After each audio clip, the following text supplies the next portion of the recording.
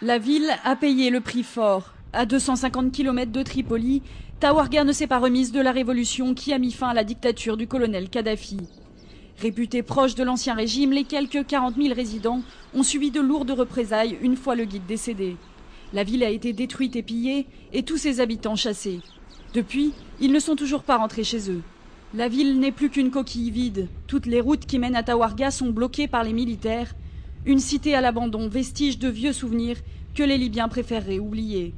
En août 2011, la cité a servi de base aux forces armées de Kadhafi pour diriger les opérations contre la ville voisine de Misrata.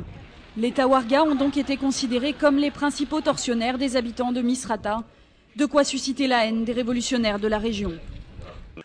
Il y a des résolutions prises pour que nous rentrions, mais nous ne pouvons pas parce que les gens de Misrata ne sont pas d'accord.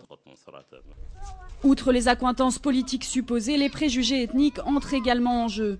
À Tawarga, la majorité des habitants sont noirs, des descendants d'esclaves de l'Afrique subsaharienne pour la plupart.